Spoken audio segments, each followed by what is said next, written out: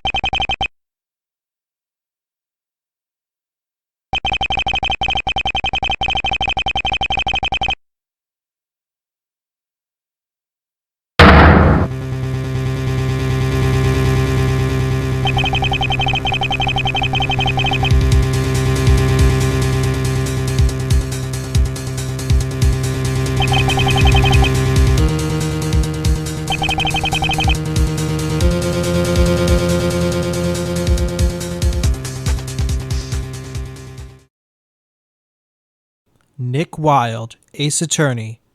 Written by Berserker88. Chapter 1. The Wild Guess. July 14th, 10:17 a.m. Zootopia Central Courthouse, Defendant Lobby Number 3. It was a new day and a new trial.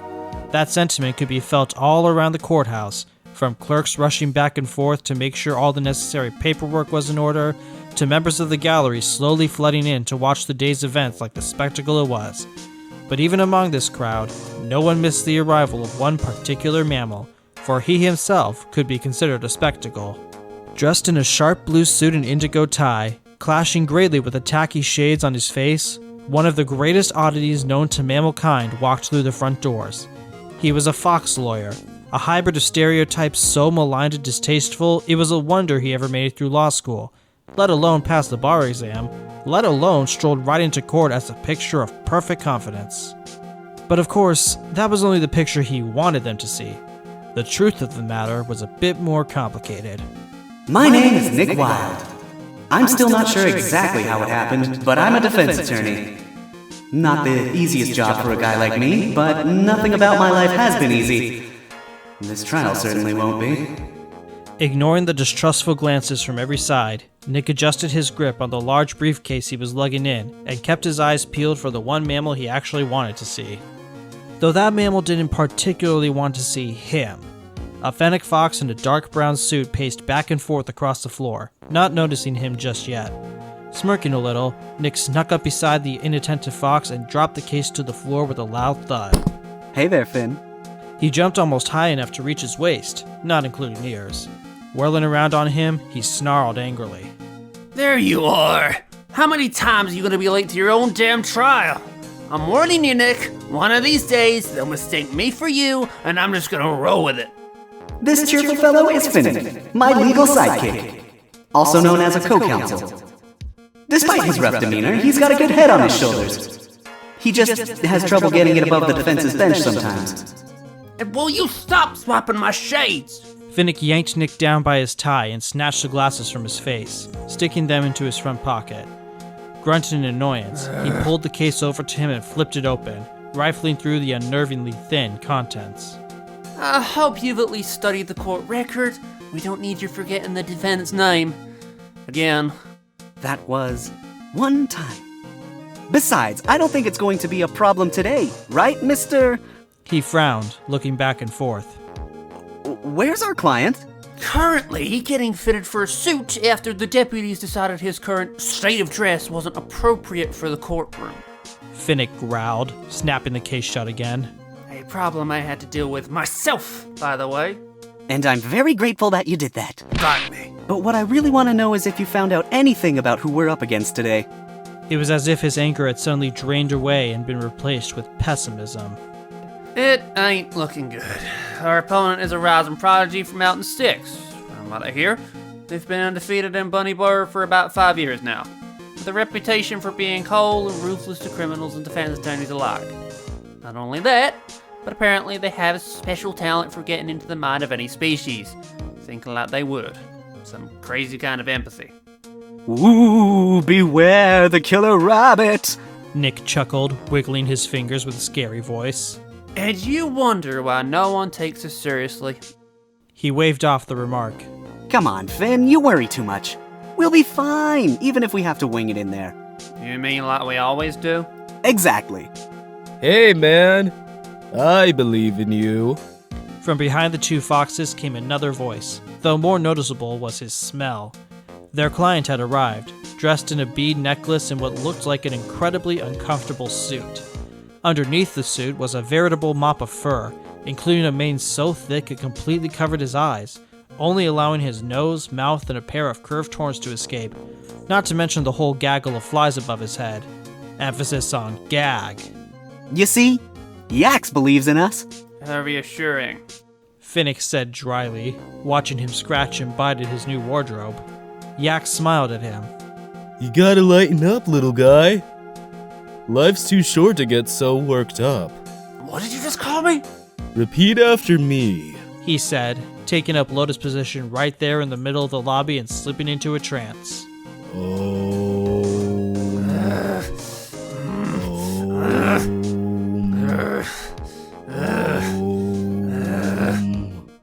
Nick quickly stepped in before this turned into another incident. Look, if the guy on trial here can be this chill, you can too. Let's dial it down a bit, Finn. All this really accomplished was focusing Finnick's ire back on the taller fox. That Zen naturalist bunk might be good enough for him, but the two of us need to actually come up with a plan here. Mr. Wilde, a bailiff announced, the trial is about to begin. Please enter the courtroom. Finnick muttered a few choice words unfit for a court of law, causing Yax to shake his head. It sounds like someone hasn't found his center. That's it! Okay, I think it's time to get going now. Nick scooped up his briefcase in one arm and his furious co-counsel in the other, then swept through the double doors into the courtroom. Today, I'm taking on a murder trial. One which I have barely investigated and am completely unprepared for. Believe it or not, that's just business as usual at the Wilde Crimes Law Offices. Makes you wonder why anyone would ever hire me, huh? You're about to find out. July 14th, 10:31 a.m. Zootopia Central Courthouse, courtroom number 2. Nick found himself the center of attention as soon as he stepped inside, eager onlookers from the gallery staring down at him from every angle. It was a sensation that might unnerve a rookie, especially when most of them were expecting to see him fail as with any defense lawyer, but he had always taken it in stride. It wasn't that different from just being a fox after all. Or maybe they were staring because of the small yet feisty Finnick currently biting at his arm.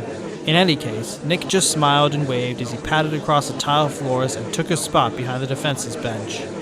A small flick to the head was all it took to remind Finnick that he had a job to do, after which he hopped off Nick's arm, straightened out his suit, and stood beside him on a prepared milk crate. Court is now in session for the trial of Yaxley Matten, announced a portly cheetah sitting on the judge's bench overhead. He wore the typical black robes of the profession, but this judge was anything but typical. For one, he went the extra step of sporting a powdered wig, and his fur was speckled with the crumbs of many donuts. Honorable Judge Clawhauser had long struggled to combine his love of pastries with his legal obligations, but it seemed he had finally found a way. A half-eaten donut stuck on the handle of his gavel for a convenient snackage between testimonies. Below him stood the significantly more imposing figure of Bailiff Bogo, arms behind his back and eyes solidly forward. The Cape Buffalo perhaps took his lowly position just a bit too seriously. In another world, it was easy to imagine their roles reversed, and Bogo gave off the distinct impression that he wished they were. But Nick wasn't paying much attention to either of them, because on the other end of the room stood his opposition. A rabbit, a female rabbit, stared back at him coldly, purple eyes boring into him. Her ears stood up rigidly straight, as did the rest of her, enough that it took Nick a second to remember that she must have been standing on some kind of support as well. Her suit was a dark lavender with a carrot-shaped brooch, cleaned and pressed to perfection. Squinting a bit, he could just spot 3 faint scars on her left cheek. Won't be expecting any jokes out of this one.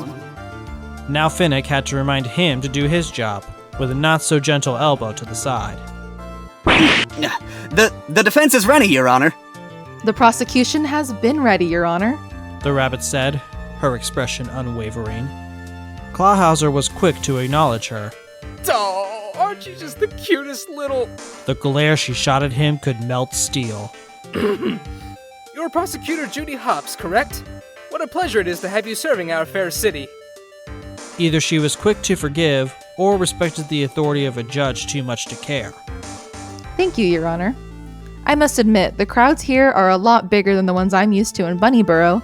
Nevertheless, I will fulfill my duty to its fullest. Nick couldn't resist. You know, if you get too intimidated, there's no shame in calling it quits. I appreciate the concern, but I'll be just fine. Especially against you, Mr. Wilde.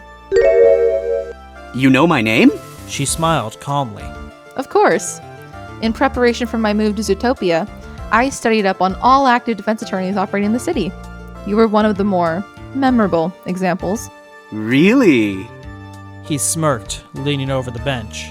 They call me charming, witty, irresistible.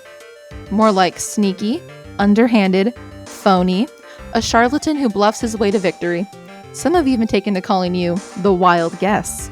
Hey, that's kinda catchy. He rubbed his chin, turning to Finnick. Do you think we could put that on our business card? I don't think it was intended as a compliment. Regardless, I won't let your trickery stop me from making the world a better place. And today, that starts with putting a killer behind bars. Well said, Prosecutor Hopps. Clawhauser agreed, trying hard to stay professional. That was undermined slightly by his high-pitched giggle afterward. You can go on ahead and deliver your opening statement now. Gladly. She reached under the desk and pulled out a manila file, which she opened with one paw. The murder occurred at the Mystic Spring Oasis in Sahara Square.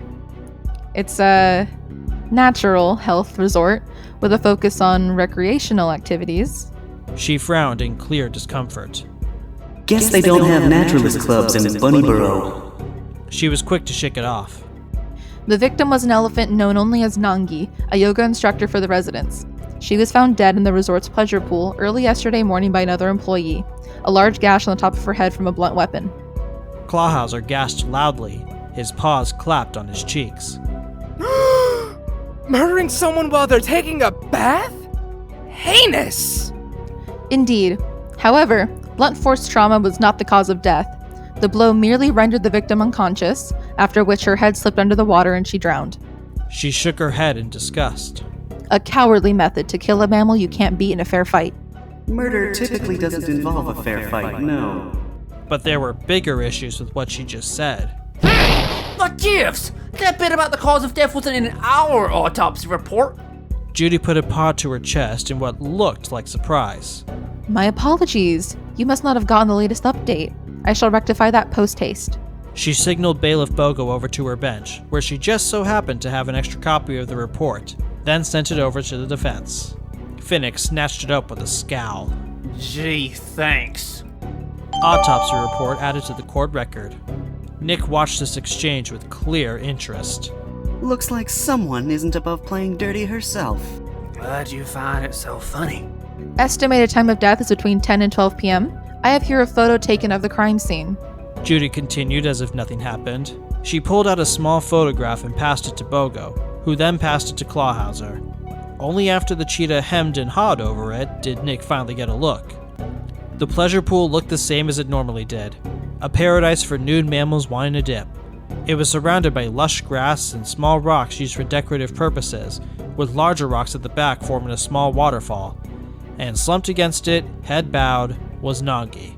She almost could have passed for asleep if not for the gaping wound on her head and the blood still soaking the water around her, along with a copious amount of mud. He couldn't help but shudder. To think that such a tranquil place at Mystic Spring had been home to this grisly sight. Where the killer had struck from was obvious, as there was a considerable lip where the rocks jutted out directly behind her head. On that lip was a few hard splotches of gray he couldn't quite identify. Oh, and on top of all that, there was the fact that Yax was lying right next to her, unconscious. Another detail he would have really liked to know about beforehand. Yax? Were you seriously found like that? Uh-huh. Why? Is it important? Sighing, Nick quickly pulled out his phone and snapped a picture of the picture for reference before returning it to the prosecution. Crime scene photo added to the court record. And Judy still wasn't finished yet. I would also like to present this diagram of the Mystic Spring Oasis. This time she had a large folded up sheet to share with the court. The diagram was simple, but telling. It showed an overhead view of the resort's front lobby, with a single entrance into the lounge through a pair of double doors. The lounge itself had an open roof, but was surrounded by 30-foot walls on each side. The pleasure pool was positioned square in the center, facing the doors. At the opposite end was another room, labeled as a storeroom, and an office positioned in the upper left corner. Also labeled on the diagram were minor attractions like the volleyball court and mud pit. Oasis diagram added to the court record. Finally done showing off the fruits of her investigation, Judy was quick to vocalize what Nick was already thinking. The only plausible entrance into the lounge was through its front doors, and the only other mammal there at the time of the murder was the defendant, serving as a night guard in the lobby. Okay, this is bad already. Then what does the prosecution believe his motive to be? Yax had no reason to kill his own co-worker. Co-worker? It seems you aren't as informed about this case as you should be. She almost sounded sympathetic. Or was that pity? Nangi was not merely the defendant's co-worker, but the official owner of the Mystic Spring Oasis. Wait! What? From the defendant's chair, Yax nodded eagerly. Yep. Nangi used to run the place, and I was right under her. So now that she's gone, I guess that would make me the new boss. So it's a good thing I'm not the killer, huh? Well, I know who we're not putting on the stand. More troubling was the fact that this prosecutor had conveniently left that fact out of her opening statement. Was she testing his knowledge of the case, or just setting him up to make a fool of himself? Either way, he knew then and there that this was not going to be an easy opponent. I have to admit, that sure sounds convincing. Clawhauser agreed, taking a bite out of his gavel donut. But not that much in the way of real evidence. I can't go giving it to you that easily, Miss Hopps, no matter how adorable you are. I understand. She said through gritted teeth. Then, as my first witness, I called the detective in charge of the scene. He should clear up any doubts you may have, Your Honor. Oh yes, as you do nicely. You don't think it's him again, do you? Finnick half asked, half groaned. Going by our luck so far, I'd say our odds are about 1 in 1. Sure enough, the sound of clopping hooves began to approach. Both foxes looked on with a mix of horror and exasperation as a tall, auburn horse came to the stand. He wore a white detective's coat, tie, and a badge that hung from his neck. He seemed completely oblivious to their displeasure as he turned his head and shot them a friendly smile, swiveling a piece of hay around in his teeth. Nick remained deadpan. Look, everyone, it's the famous Mr. Fed. Witness, please state your name and occupation. The horse bowed his head with a neigh of greeting and probably would have tipped a hat if he were wearing one. Detective Bailey Oats, at your service, ma'am. Both Nick and Finnick groaned loudly in unison. What is your problem? Judy snapped at them. Detective Oats is a respected member of the Zootopia Police Department, and I will not have you two disparaging him. No worries. The dark horse is always underestimated before he crosses the finish line. Judy nodded, smiling at him. Yes, I can relate. Why am I not surprised that she's fluent and crazy? How about we hear his testimony before we make any judgment calls one way or the other? Clawhauser looked just a bit too interested himself. Detective Oats, please tell us about what you found on your investigation. Oats didn't even look at him, too busy polishing his badge. Of course. You folks pay attention now. This ought to be good. Witness testimony. Murder at Mystic Spring. The sun set on the oasis as it did on our victim, between the hours of 10 and 12. It was only her and the defendant there, under the light of the moon. No one else. Yet the next morning, she was gone to pasture, and he was just gone with the wind. As we looked upon the scene, we found the weapon that done the deed. Yep, another classic Oats testimony. Nick shut his eyes and pinched his brow. If he spent half as long investigating as he did waxing poetry, this case would already be solved. Even Judy seemed to be quickly reevaluating her opinion on the detective. Well, that was sure something. But Oats couldn't look more proud of himself. What do you think? A good testimony is like a good sugar cube. Short and sweet. Judge Clawhauser managed a polite clap.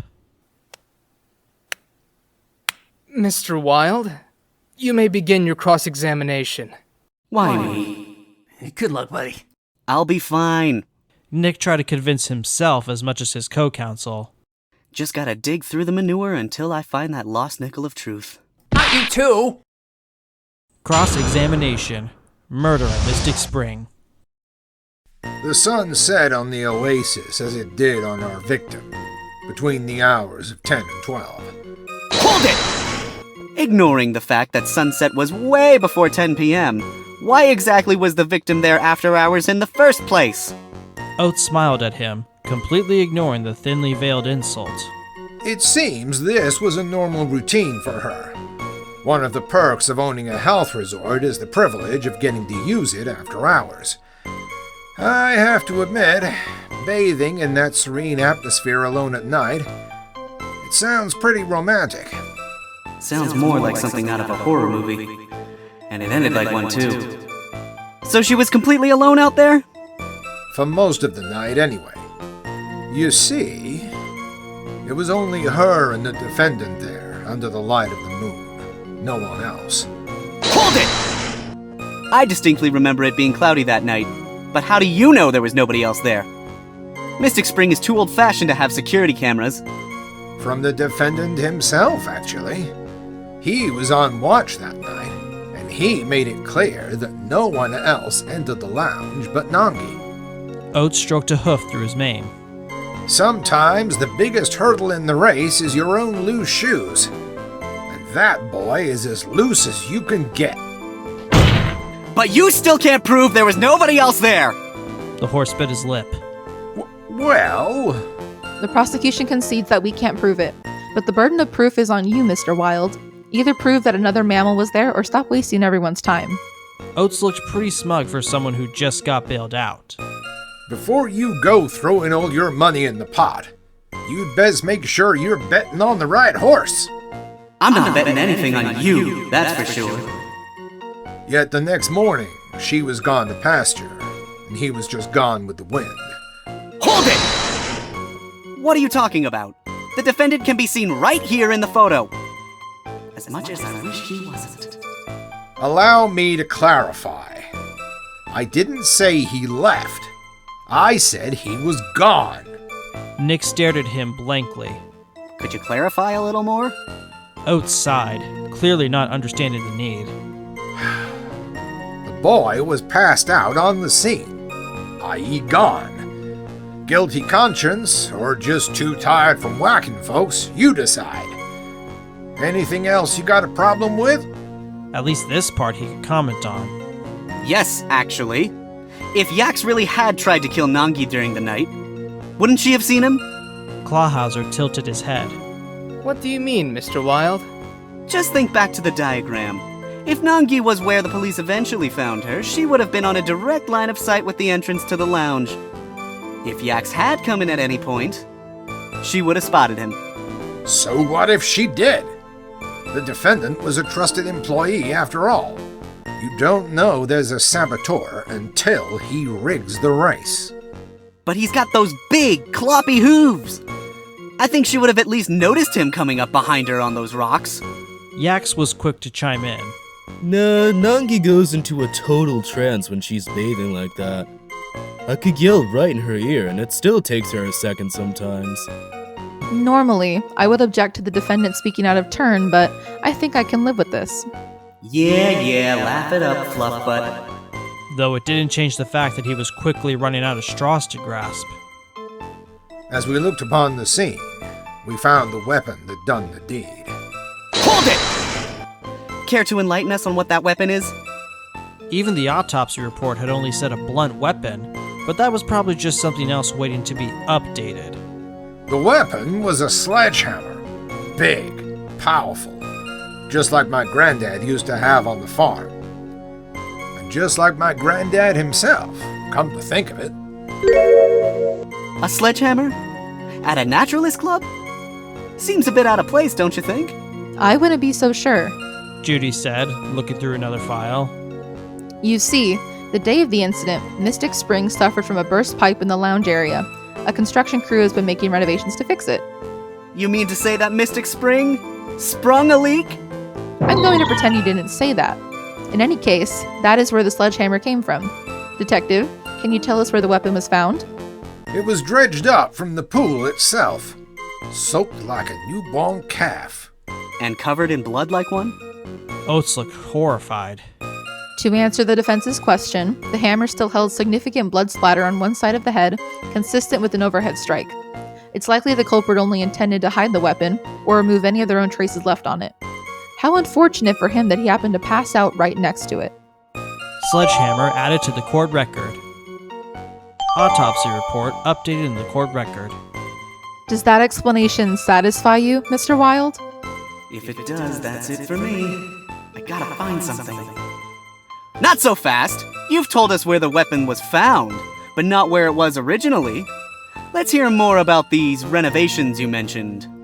Judy looked back at him and slowly smiled. Crap!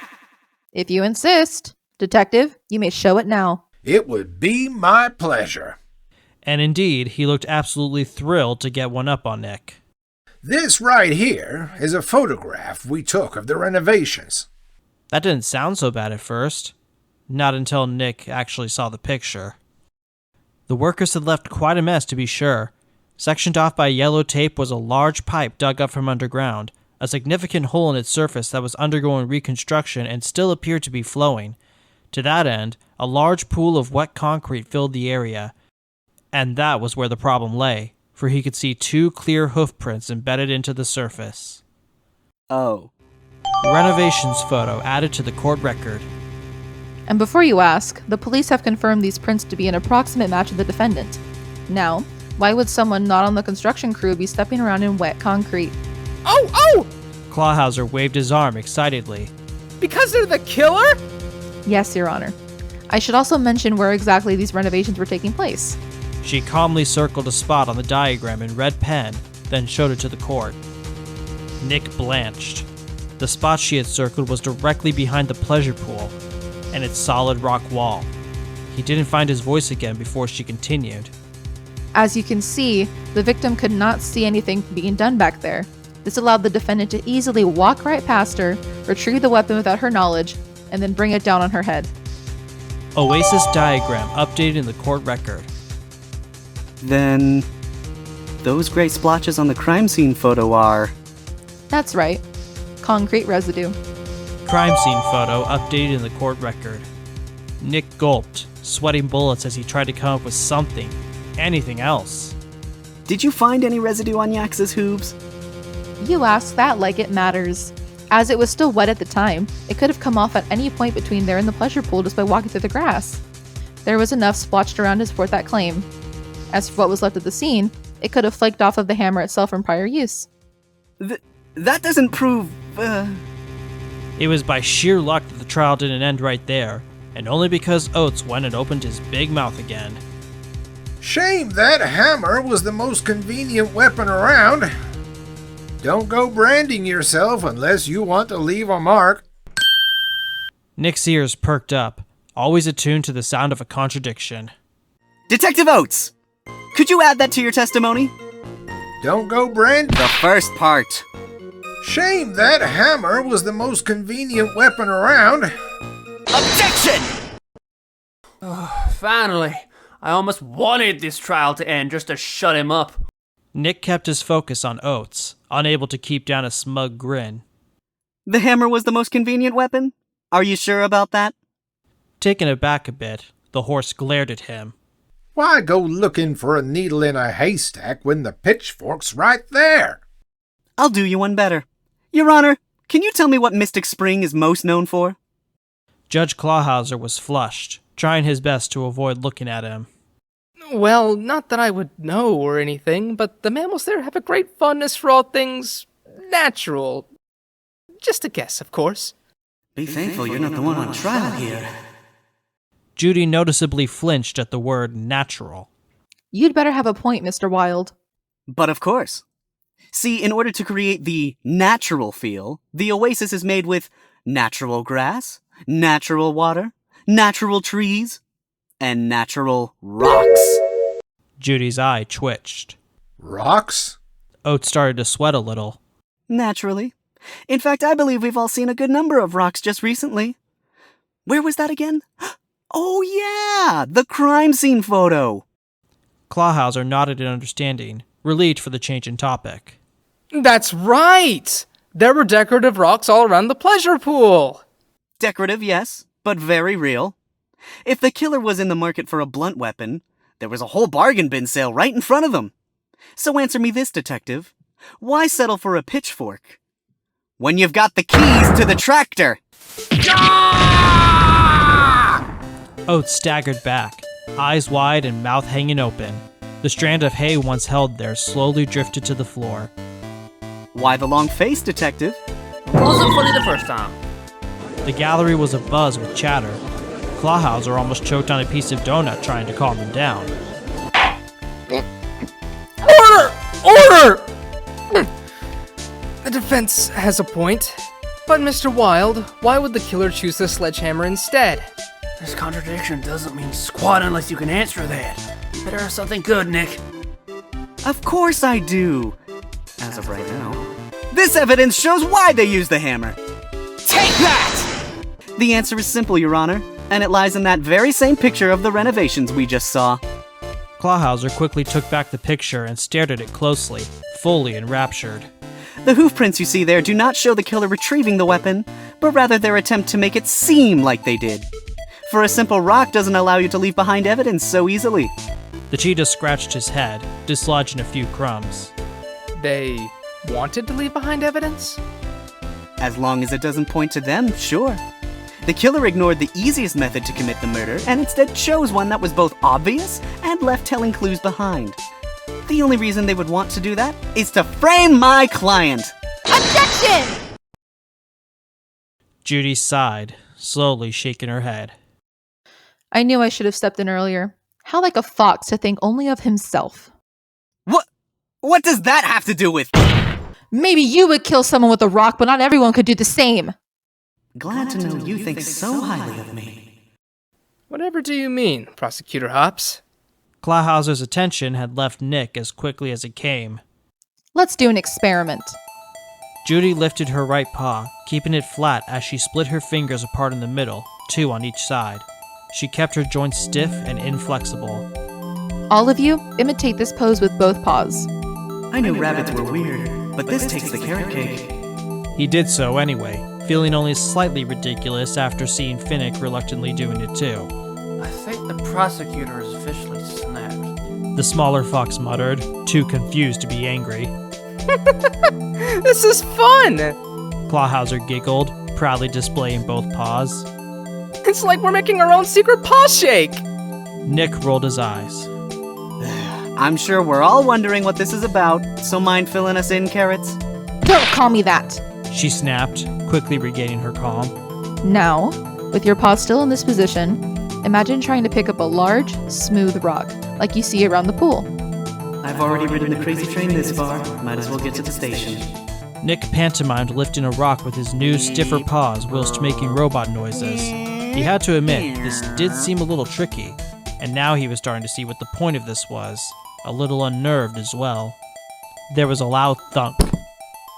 Oops! Bailiff, can you pick up my gavel? My chocolate deluxe didn't fall off, did it? Judy mercifully put this charade to an end. What you have just experienced is a sensitivity test designed to give you a feel for what it is like to have hooves. Without the aid of pads, claws, and opposable digits, even the simple task of lifting a rock becomes much more difficult, especially if you need the control to murder someone with it. She looked down at her own paws, almost sadly. Mammals like us take much for granted. Detective Oats nodded sadly, placing a hoof to his chest and closing his eyes. Oh, you poor ungulates, we get it! This must be that empathy of hers in action. Frankly, I'm not impressed. Maybe you would be better if it was your contradiction she just flattened. Just to pour a little more salt in the wound, Yax offered his insight too. Thanks for understanding, Miss Prosecutor. With how slippery those rocks around the pool get, I have trouble just moving them around. Sensing that the tide was quickly turning against them, Nick struggled to counter her point. Even if you're right, that only means the killer is of the Hoove persuasion. You can't prove it was Yak specifically. Maybe it'll sound less desperate if I shout it real loud. But Judy was not moved. Do I need to? As we have already discussed, Mr. Wilde, you still can't prove that anyone else was even at the scene, while we have clear evidence that Mr. Matten was.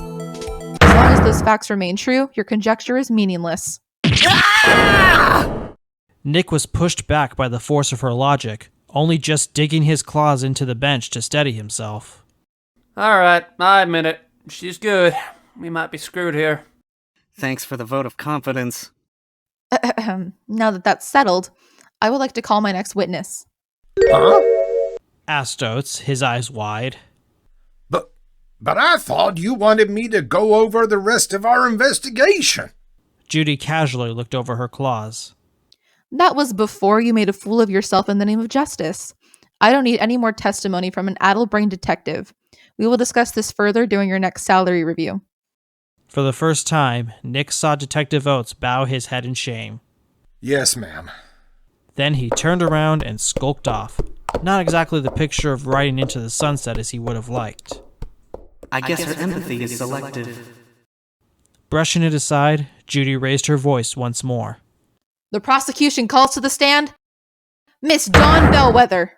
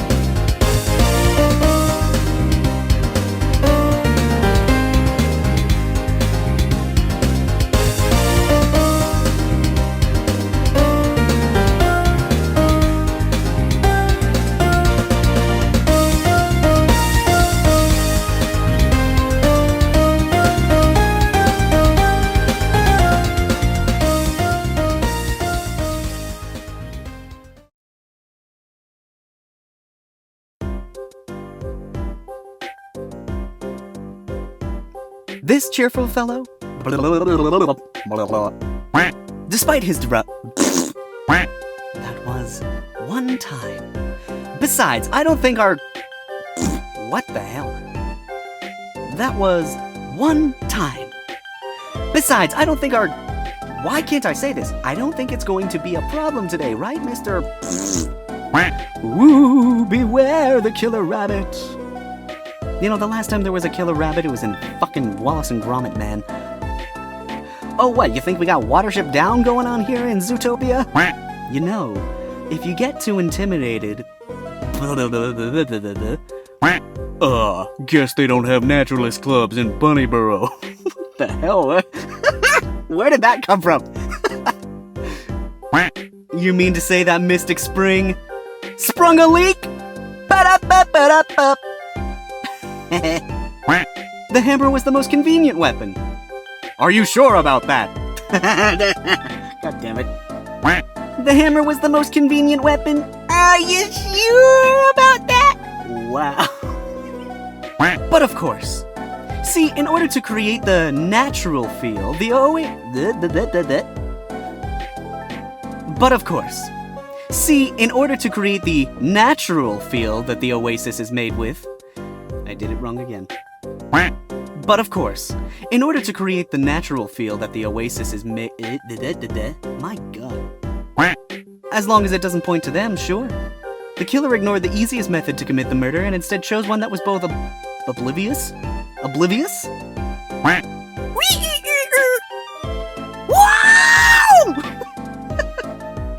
Not only that, but apparently they have a special talent for getting to the mind of any species.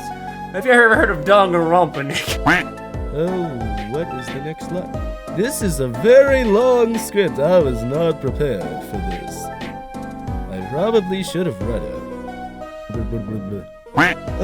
Thanks for understanding, Mr. Prosecutor. Fuck, no, Miss! Pronouns! If it weren't for my fucking fire alarm getting in the way every 2 seconds, this would have gone a lot smoother.